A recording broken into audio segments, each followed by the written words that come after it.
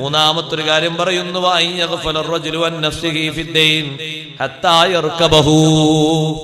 അപ്പൊ നാട്ടിലൊക്കെ ധാരാളം ഉണ്ട്. ഇപ്പൊ മൂന്നാമത്തെ പറഞ്ഞത്, ഒരാള് സ്വന്തം കടത്തെപ്പറ്റി തീരെ ശ്രദ്ധയില്ല. കടം കൊണ്ട് കയറി കയറി കയറി കയറി കയറി കയറി മേലെ എത്തുന്നത് വരെ, കടം കൊണ്ട് കുമിഞ്ഞു കൂടുന്നത് വരെ അശ്രദ്ധയിലാണ്. ആവശ്യത്തിനും ആവശ്യമില്ലാത്തിനൊക്കെ വാങ്ങും. പിന്നെ ലാസ്റ്റ് ഘട്ടത്തിൽ കൊടുക്കാൻ കഴിയാതാകുമ്പോ പറയും, ഇനിയിപ്പോ ഞാൻ എന്താ ചെയ്യാ, എന്റെ ഓരോ ഭാഗങ്ങളും വേണമെങ്കിൽ നിങ്ങൾ മുറിച്ചെടുത്തോളൂ.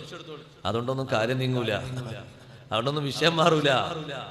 കടം എപ്പോ നമ്മുടെ മനസ്സിൽ ആ കടത്തിന്റെ അവസ്ഥ വന്നാലും കൊടുത്തു വിട്ടണം. അതിൽ അശ്രദ്ധരാകാൻ പാടില്ല. ചില നല്ല വളവുള്ള ആൾക്കാരുണ്ട്, ഇവിടെ അങ്ങനത്തെ ആൾക്കാരുണ്ടാവില്ല എന്ന് കരുതാ.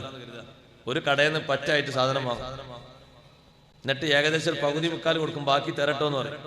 പിന്നെ ആ കടയിലേക്ക് പോകുന്നില്ല, പിന്നെ വേറെ കടയിൽ നിന്ന് വാങ്ങും. ആ കടയിൽ നിന്നും പറ്റു വാങ്ങും. പറ്റായിരിക്കും വാങ്ങിക്കൂടി കുഴപ്പമൊന്നുമില്ല, പൂർത്തിയായി കൊടുക്കുന്നേ ഉള്ളൂ. അപ്പൊ അവിടുന്ന് ഏകദേശം ഒരു 10-45 വാങ്ങും.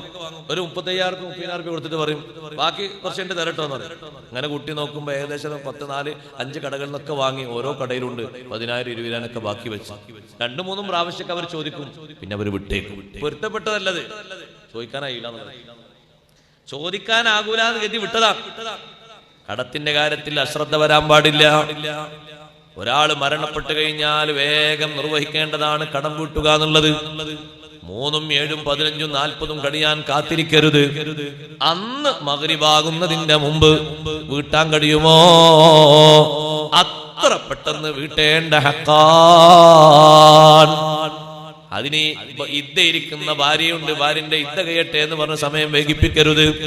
കാരണം എന്താണെന്നറിയോ, നഫ്സുൽ മുഅ്മിനി മുഅല്ലഖത്തും ബിദൈനിഹി ഹത്താ തുഖ്ലാ അൻഹു.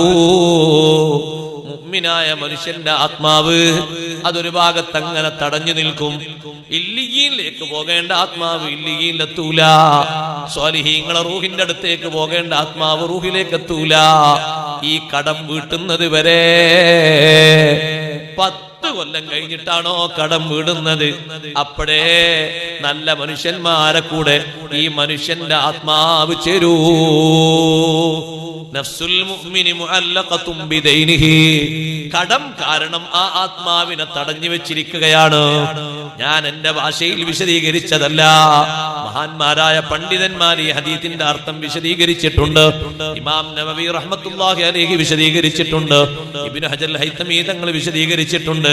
എത്രയും പെട്ടെന്ന് കടം വീട്ടണമെന്നവർ പറയാനുള്ള ഒരു കാരണം ഈ ഹദീസാണ്.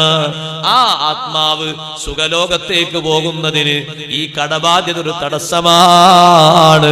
അതവിടെ അങ്ങനെ തടഞ്ഞു നിർത്തും. ഹത്താ തുഖ്ലാ അൻഹു. കടം പൂർത്തിയാക്കി വീട്ടുന്നത് വരെ.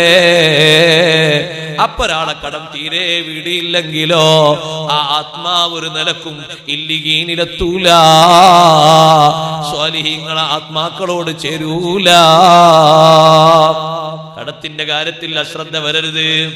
അതൊരു ചെറിയ പോയിന്റ് ആണെങ്കിലും ശ്രദ്ധിക്കണം സഹോദരങ്ങളെ. കൊടുക്കാൻ ബാക്കി വിട്ടതാണെങ്കിലും ശ്രദ്ധിക്കണം. കഴിവിന്റെ പരമാവധി ഓർമ്മ വരണം. നമ്മളങ്ങ് മറന്നുപോയാലും കിട്ടാനുള്ള ആള് മറന്നിട്ടുണ്ടാകൂല. പിന്നൊരു ചോദിക്കേണ്ട ഘട്ടത്തില് നന്നായി ഓർമ്മ വരുന്നൊരു നേരമുണ്ട്. അവിടെ എല്ലാം കൂടി തിരിച്ചു വാങ്ങിയാൽ പിന്നെ നമ്മൾ കൊടുക്കാനൊന്നുമില്ലാത്ത പാപ്പരായി തൊലഞ്ഞ ആളുകളായി മാറും. അതുകൊണ്ട് ഈ 3 കാര്യങ്ങളിൽ പൊതുവെ ആളുകൾക്ക് അശ്രദ്ധയുണ്ടെന്ന് അഷ്റഫുൽ ഖൽഖ് മുഹമ്മദുർ റസൂലുള്ളാഹി സ്വല്ലല്ലാഹു അലൈഹി വസല്ലം നിങ്ങൾ പഠിപ്പിച്ചു. ഏറ്റവും വലിയ അശ്രദ്ധ വരുന്നത് നിസ്കാരത്തിലാണ്. നിസ്കാരത്തിൽ അശ്രദ്ധ വരാൻ പാടില്ല. വളരെ ഗൗരവത്തോടെ തങ്ങൾ ഓർമ്മപ്പെടുത്തിയതാണ്. നമ്മുടെ ഖൽബിൽ അല്ലാഹുവിനോടുള്ള ദിക്ർ സ്ഥിരമായി നിലനിൽക്കാനുള്ള അമലായ നിസ്കാരം ഒരൊറ്റ വക്തും ഒഴിക്കാതെ നിസ്കരിക്കണം. മൻ തറക സ്വലാത്ത അംദൻ ബരിഅ മിൻ ദീനിഹി. ഹദീസിൽ കാണാം, ഇമാം തൊബറാനി റഹ്മത്തുള്ളാഹി കൊണ്ടുവന്ന ഹദീസാണ്. ഒരാൾ കരുതിക്കൂട്ടി നിസ്കാരം ഒഴിവാക്കിയാൽ, മനഃപൂർവ്വം നിസ്കാരം ഒരാൾ ഒഴിവാക്കിയാൽ അയാളെ ദീനിൽ നിന്ന് ഒഴിവായി, ഇസ്ലാമിൽ നിന്ന് അയാൾ ഒഴിവായി. വമല്ലം യുസല്ലി, പിന്നത് തീരെ നിസ്കരിച്ചിട്ടില്ല, തീരെ അത് വീട്ടിയിട്ടില്ല, ഫഖദ് കഫറ, അവൻ ദീനിൽ നിന്ന് പാടെ പുറത്തായി പോയി. തീരെ നിസ്കരിക്കാത്തവരെ പറ്റി സ്വഹാബത്തും താബീങ്ങളൊക്കെ ഓനൊരു കാഫിറാണ് എന്നാണ് വിധി എഴുതാറുള്ളത്. മുസ്ലിമാണ് നല്ല ഒരു കാഫിറാണ്. ഇനി ഒരു പരിധി വരെ അളവ് പറഞ്ഞു പോയാൽ അവനൊരു ഫാസിഖാണ്. താരിഖുസ്സലാം, നിസ്കാരം ഒഴിവാക്കുന്ന ആള് നരകത്തിലാണെന്ന് സയ്യിദുനാ റസൂലുള്ളാഹി സ്വല്ലല്ലാഹു അലൈഹി വസല്ലം പഠിപ്പിച്ചു.